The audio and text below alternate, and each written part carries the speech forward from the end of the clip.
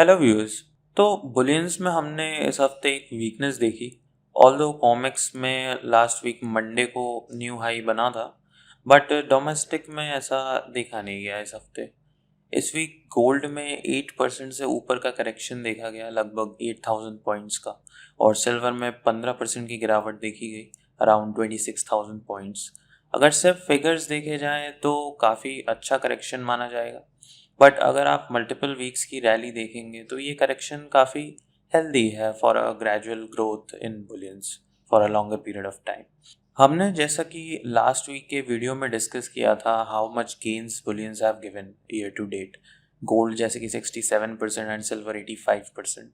तो उस हिसाब से शॉर्टर फ्रेम में करेक्शन आना अच्छी बात है, और ये हमें एक बाइंग अपॉर्चुनिटी की तरह लेना चाहिए।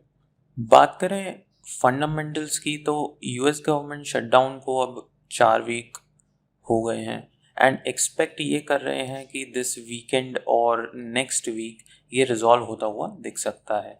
और डॉलर इंडेक्स देखा जाए तो फ्लैट रहा है, जो कि थोड़ा स्ट्रेंथनिंग है। डोमेस्टिक मार्केट में देखा जाए तो जैसे कि बिफोर दिवाली डिमांड अच्छी रहती है in physical buying of gold and silver, वो चीज़ कम हुई है। तो इन सब वजहों से हमें एक शॉर्ट टर्म करेक्शन और प्रॉफिट बुकिंग देखने को मिली है। ऐसा नहीं कह सकते हैं कि अभी ट्रेंड रिवर्सल हो गया है। वी कैन से कि जो रैली चली आ रही थी उसमें थोड़ा पॉज आया है एंड आफ्टर सम कंसोलिडेशन फिर से बुलिश मूवमेंट देखने को मिलेगा। अब क्रूड ऑयल में हमें लास्ट वीक अच्छा बाउंस दिखा फ्रॉम आवर सपोर्ट लेवल्स, करीब 11% का अपसाइड मूव दिखा है।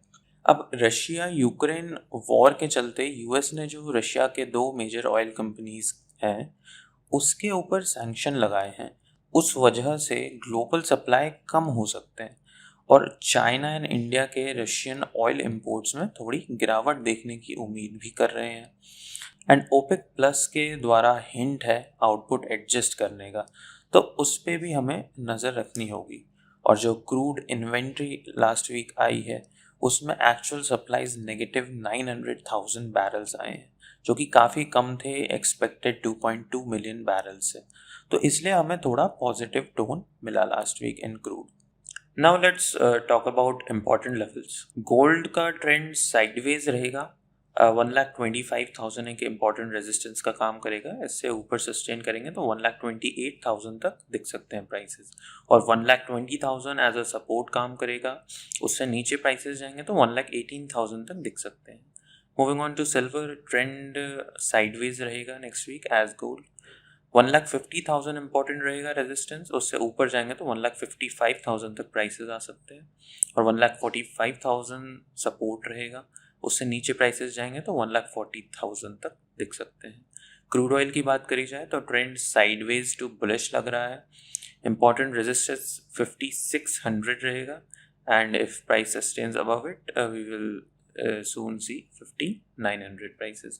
एंड अबाउट सपोर्ट लेवल 5,300 एक क्रुशियल रहेगा, उससे नीचे प्राइसेस जाएंगे तो दोबारा एक गिरावट आ सकती है टूवर्ड्स 5,100।